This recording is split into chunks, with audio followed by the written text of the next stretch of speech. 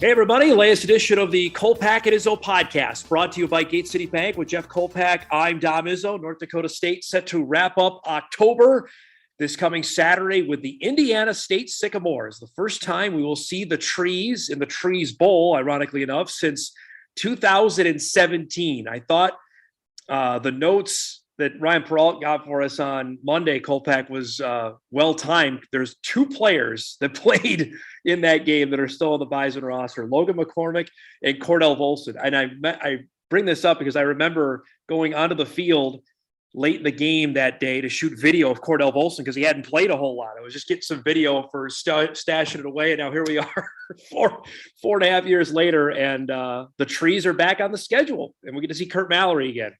Yeah, it feels like Cordell Volson is like 30 years old, doesn't it? I mean, it just does.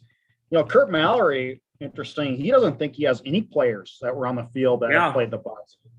And so how weird is that in the Missouri Valley Conference when you have a team that hasn't faced somebody? And Indiana State, they're not young. I mean, they got a lot of older players. It tells me they have a lot of transfers or whatever, guys that just found starting quarterback is a transfer. Yep. Well, whose is it these days? I mean, half the Valley is a transfer quarterback.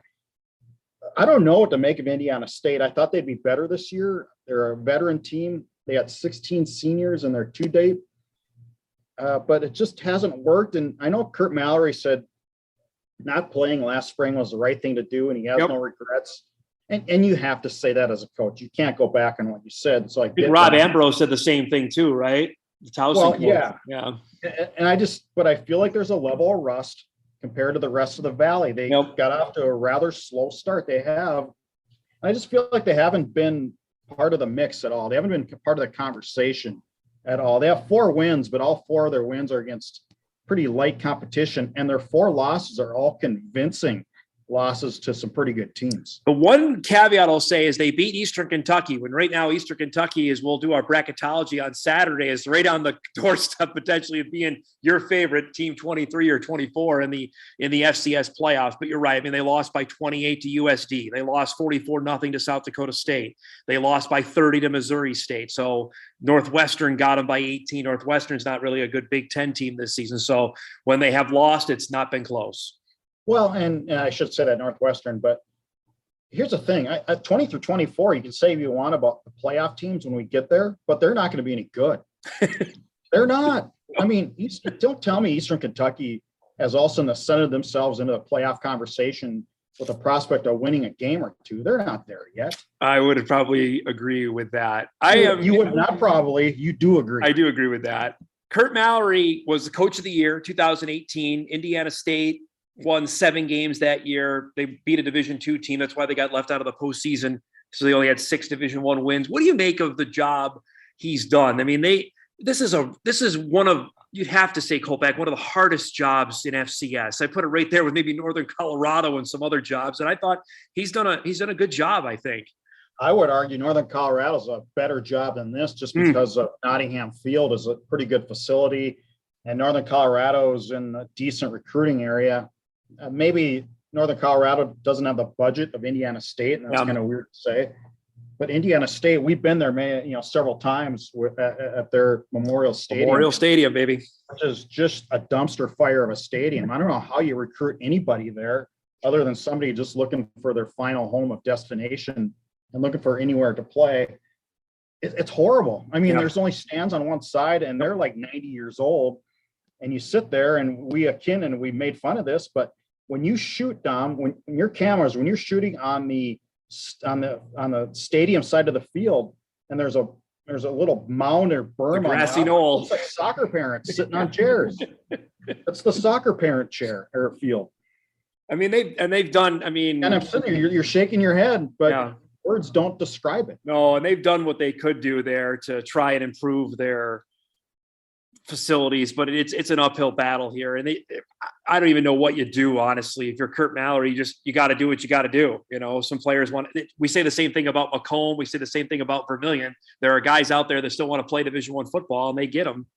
Well, here's the thing. And I put this on the city of Terre Haute. If the city of Terre Haute wants any vision whatsoever, they would help out and contribute to a stadium downtown near campus, which the campus is near the city. That's almost in the city. So if you're, and maybe you sell it as a multi-faceted venue, which Memorial Stadium is, by the way. But, the high schools could play there. You could have concerts there because, and I look at this and I thought about this morning on, okay, what makes a major city in this country? Well, a major city has either an NHL, NBA, or professional sports team, or all three. Yep. If you don't have those three, you're just not thought of as a major city. I think San Diego, now they lost the Chargers, you sort of lose a little bit of the identity of the city, I think. What's funny, you say that, like Seattle now has an NHL team back. So now they have an NHL, they have obviously an NFL and a Major League Baseball. They're back in that echelon, you said, of three sports franchises. It's funny you say it, but here's the caveat always with Indiana State. They're always going to be identified as Larry Bird's school, no matter what. Kolpack. I mean, you see this gargantuan statue of them, and I don't know if they ever want to escape that personally, because that's their greatest moment, but it happened in 1979. But but you can embrace it if your football field is 3 miles or 5 miles away from campus. Right. It is a ways. You're right. It's a ways from the basketball arena. You're absolutely right. It's just it's in the middle of it's like putting it between Fargo and West Fargo on Main Avenue. That's to me like where Memorial Stadium would be in this market. It just doesn't fit. It just, if you're Terre Haute and you want to take that next step as a city, have a good football team. It's a front porch thing. You go back to NDSU, go in Division I. Why? Because it's a front porch thing. It just elevates your school. Whether you're an academic guy, I'm sorry, or girl, or gal, or woman, or kid growing up, it just does. It just elevates your university and your profile another step or two or three, just because you're Division I. Now, Terre Haute, you already are Division I, but now you need to take another step and say, are you in or out? I mean, you just can't put a couple toes in the water. Well, they weren't that long removed from maybe eliminating football. Remember, that was up for discussion not that long ago. I mean, their new AD came in and said, we're not going to do that, but they aren't that far removed from saying football might be not at the school. So, I mean, and they've also made the playoffs. Yeah, and they've also been pretty good. They've had it's not like they've been doormat every year by any means. Like they were a decade ago or even when Trent Miles first got there, when they had the longest losing streak in the nation going, when they lost, 40 games in a row. I mean, it's a long ways from that now. Right. I think they took strides under Trent Miles, but they've gotten to that level, as I put my hand as a plateau, but they just haven't taken that next step yet. And I don't know if that's coaching anymore. I think that's facility. I agree. Look at the difference in facilities. The Valley, everybody has done something in the last 10, 12, 15 years. Everybody. SIU, new stadium. South Dakota State, new stadium. NDSU, indoor facility. Western even got new turf. Western got new turf. South Dakota obviously renovated the dome. A great renovation, the dome for USD. Northern Iowa, practice field, new turf practice field and facility. Everybody is doing something. Missouri State renovated their field. Indiana State, nothing. Yeah. Let's chat about the massive elephant that's all over Fargo here. And that's who's going to be the starting quarterback on Saturday for Matt Entz's team after Cam Miller replaced Quincy Patterson. Entz, I think, gave himself a little bit of wiggle room, Kolpack, in the press conference as I was watching it Monday when you and Zach and Mike were asking questions about it, that, Quincy Patterson got dinged up against – he certainly took a couple shots against Illinois State. He certainly took a couple more against Missouri State. The question Mike asked him was it both performance and injury, and said it was a little bit of both. Cam Miller comes in. I thought he had his best throws by far as a Bison, those 2 touchdown passes to Sproles and Watson. Personally, for a game like this, if you think Quincy's not 100%, you start Cam Miller on Saturday. 100%. But will he or won't he? Here's what I think the right thing to do is. The right thing to do, and I guess let's compare this to Indiana State and NDSU. What are your expectations here in Fargo? The expectations are, they're to win a Valley Conference title, but they go beyond that. We all know that. Yep. So who gives you your best chance to go beyond that? I thought all along it'd be Quincy Patterson, but he just has not developed his throwing game like I thought he would. It just hasn't been there. I thought he'd be better by game 7 this year. And in some cases, you could say he's digressed a little bit in the throwing game. It just doesn't flow very smooth. Too many high throws. Yes. It's just not, to me, the level of what you need to be dancing on the stage in Frisco, Texas right now. So I think you got to put that into the equation of, okay, what guy can help you dance in Texas? And right now, I think, and Quincy's obviously the better runner, but Cam's not bad. No, I mean, he did make some plays with his legs Saturday. Yep, he did. He ran a couple pretty good read options there. Obviously, I think he had the better passing game. That's no doubt on that. 7 of 9, couple touchdowns. So I don't know. I would start Cam and then have Quincy in some packages. It's fascinating. You bring up great points there. His intermediate throws have not gotten better. Those are the ones, talking about Patterson here, have not progressed as the season has gone along. He's certainly been high in his throws that happened again Saturday against Missouri State. That's been a trademark, I think, all season long, going all the way back to the Albany game. He can throw the deep ball. There's no doubt about that. Obviously, he can run the ball. We've seen that, but that's the real dilemma here. And I will say this, Jeff, I don't think the offensive line has played nearly as well as they thought. And the running backs have not gotten going, not one bit since the first game of the season. Yep. And both got called out on Monday at the press conference. Yeah. O-line for not being more consistent and tailback for not being as productive. The tailback, they need a guy to step forward. Yep. And maybe that's Tamarick Williams. I mean, he got more reps as the game went along on Saturday. Ganella, I still claim, I think he's hurt. I think he's banged up. There's something up there with Ganella. Kobe, I thought ran harder. Kobe Johnson, I thought ran harder on Saturday, but Bussy is what he is. He's not a 20 carries a game guy. That maybe it's Tamarick Williams. Maybe we see him more on Saturday. I don't know, but the offensive line has not been as good as they need to be. And I think Entz was going to give it to him on Monday. It certainly seemed that way after the press conference. But I go back, I think there's you just can't throw it on the old line. I think a medium passing game loosens things up a little bit too. Tight ends too. Where are the tight ends again? Babbage hasn't had a catch since the Albany game. Wow, that's a long time. Right? I mean, that to me is just look at that and go, that's a hallmark of this offense. And we say all this, and on the flip side, the defense is playing unbelievable.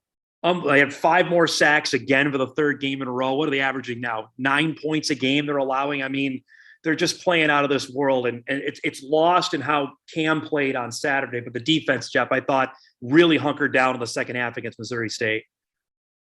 Yeah, they're doing it without NFL prospect. Yeah. I don't think. I think Eli Mostert is, honestly. Well, he's got a couple of years, you'd think, left. But yeah. To me, he's an MVP type of guy for this team. They're so balanced and so good on defense, man. And Jazeer Cox is playing lights out what he did before. Yep. Jackson Hankey in the middle is so solid. Wisniewski, I told you this a few weeks ago. I don't know if he'll give the job up. I mean, Kaiser, whenever he comes back, Wisniewski, I don't think is coming off the field. And now that'll be tested. Obviously, Luke Wirtz is done for the season with an injury that Matt Entz said on Monday. So there's going to be another young linebacker that's going to have to play quite a bit. Who would that be? I know it's young, probably Mason Hofstad. And we've seen Hofstad play the last couple of weeks. Senior guy this week. Yep. Who's come back. I mean, a Vulsion fracture in his hip. I mean, he had a serious injury, and he's played well over the last couple of games. I think he's played great. He's been used mostly in power run situations, but this guy, and I talked to him this week, and I talked to his brother, another in the long line of kids from small towns. Cannon Falls, right? Yep. Cannon Falls, 4,000 people, just tough kids, grew up not given anything.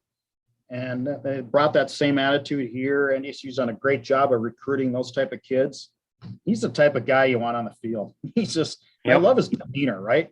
He's Dick Butkus light. Really is. He just doesn't, just goes out there and plays hard too. And as a senior, you like to see that for a guy who missed the greatest Bison season maybe ever. 2019, he got hurt the second game of the season. He came back a little bit during the spring, but now being asked to make some big plays, and he's done that. Yeah, I shouldn't say Dick Butkus light. How about Dick Butkus Jr.? Sort of the same mentality. The mentality is what I'm getting at there. He brings that same hard edge to the field. I just like those kids and what they stand for and how they play. So just for the record, I'm saying start Miller. You're saying start Miller, but bring Patterson in for certain packages. Well, I'm saying, but I think if Patterson's the right bench, will the head coach bench a 7-0 quarterback? Oof. That's my point. I mean, I don't think so. I sit here. I'm Jeff Kolpack, 57 years old, no head coaching experience, but I've seen a lot of football. Yep. I mean, but that's what we do is we can voice our opinion. What if we see what we saw against SDSU last year? Zeb played one series, overthrew a guy, and that was it.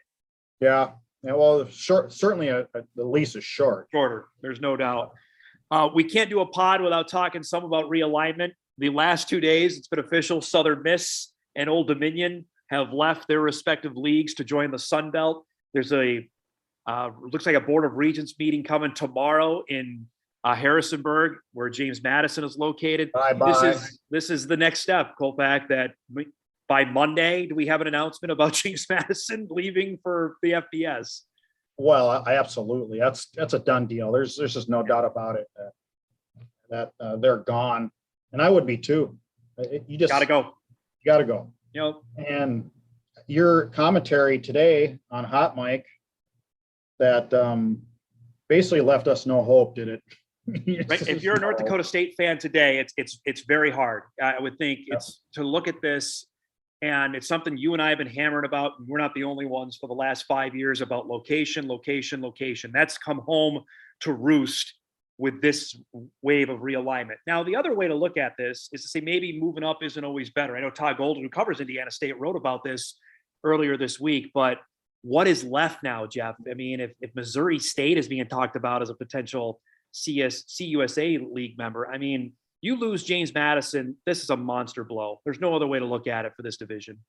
Yep. One of the monsters of the division. Anytime you lose one of your top dogs, then you just bring some more bottom dogs in, I guess. Right.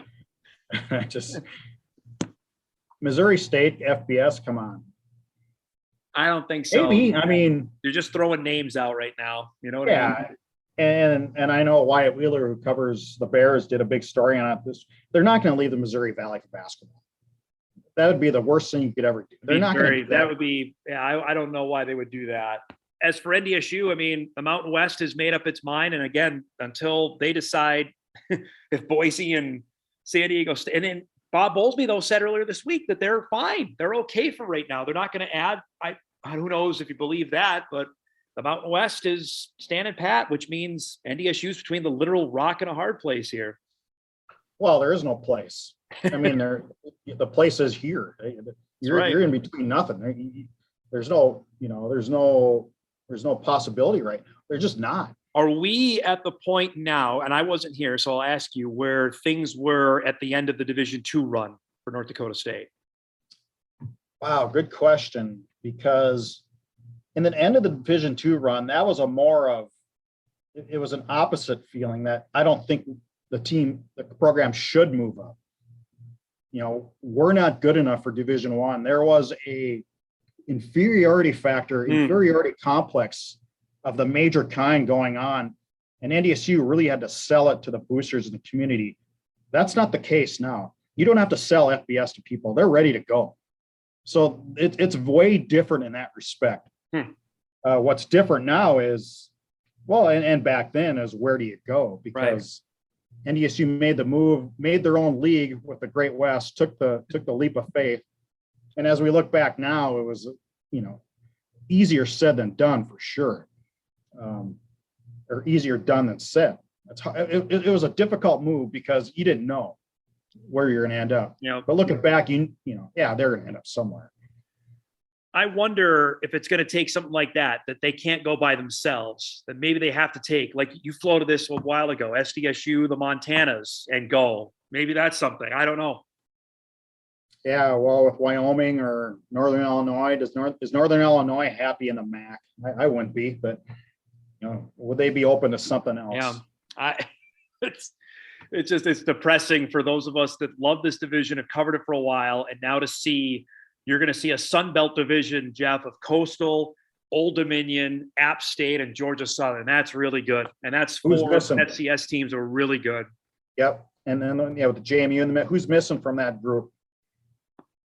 NDSU. Yeah, it's like one of these things doesn't fall with the other is exactly right. So let's do some pick 'em here before we wrap. One shout out, by the way, Northern Iowa.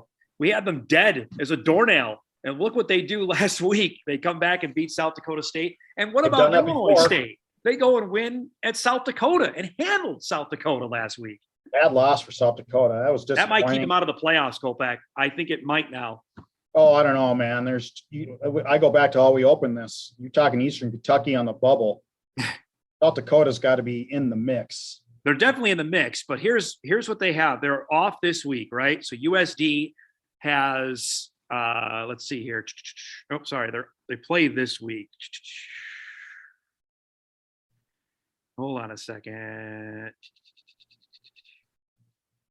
Okay, they're at Western next week. They're going to win that game, right? And they host the Jacks, and then they're at the Bison. That's their last 3. Yeah, that puts them at. They would only have 6 wins. Yeah. Yep. They got to. That's why that Illinois State game, I thought they had to win because they could lose the last 2 and make it. I watched that game. I watched that game. There was nobody there at the Dome. Yeah. There was no excitement. Nope. It was got one of your better teams you've had in a few years, and it wasn't even half full.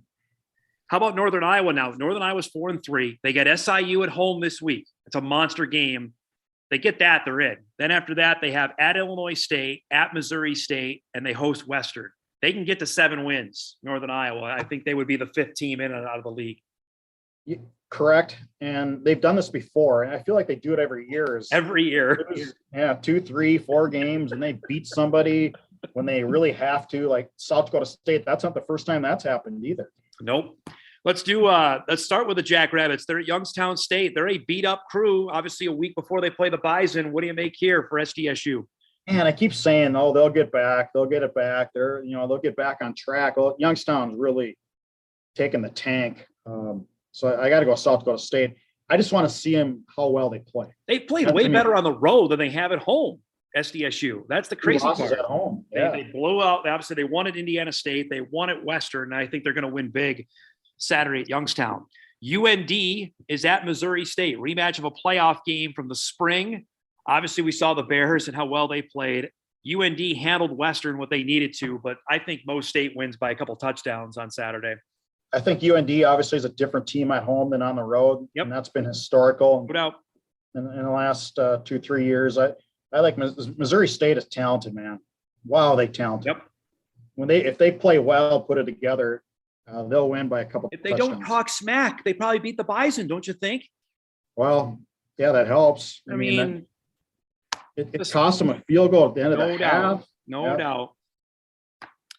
Illinois State goes to Western Illinois. Illinois State won obviously last weekend over South Dakota. I think the Redbirds, they got Cole Mueller run the ball. They couldn't do that against the Bison. That was a different Redbird team we saw last week. I like Western's been playing pretty well at home too. I just feel like they'll break through and win a game they shouldn't. You got Western. Yes. Okay. All right. Yep. Lastly, Southern Illinois at Northern Iowa. This will be a fun game. 4:00 is the late game on Saturday. SIU off a bye. UNI off its monster win against the Jackrabbits. SIU has had some really close calls this year. 3 in a row. Northern Iowa may have had a wake-up call. I think Northern Iowa wins a close one. It's hard to win all on this one. I'm with Northern Iowa too. SIU has barely won the last 3 weeks. They barely beat Western. They barely won the week after that. And then they barely beat UND. I'm with you. I think Northern Iowa wins this game on Saturday. You can't barely 4 weeks in a row. You can barely 3 weeks in a row. Right? Sometimes that comes back to bite you there. So reminder, obviously, our game day coverage is at 10 a.m. Just a quick note for people I know were out wondering. I was a close contact of a COVID positive. That's why I wasn't at the game on Saturday and why I've been out all this week. Anticipation is I will be there on Saturday. That's the plan. So looking forward to get back. I've missed everybody. I don't know if they feel the same about that, but looking forward to it. Our pregame shows on at 10 a.m. on WDAY. The game at 2:30 between Indiana State and NDSU. Of course, we'll have our bracketology segment live and loaded for our pregame show as we are less than a month out now, Jeffrey, from the postseason. So it's right around the corner. No, actually, and I'll give you this. Once November hits, bracketology is relevant, Dom. But Craig always like to say, what did Craig like to say? Remember November, right? Absolutely. But now it's relevant. So I will now not give you a bad time about bracket. And apparently, I think we're going to have the all green jersey look on Saturday for the Bison. So that means the green helmets, the green jerseys, and the green tops are back for the first time in a couple of years. I like that look. I do. I think it's a really sharp look. Great stuff as always, bud. We'll see you on Saturday. That sounds good. See you Saturday. All right. That's the latest edition of the Kolpack and Izzo podcast, brought to you by Gate City Bank.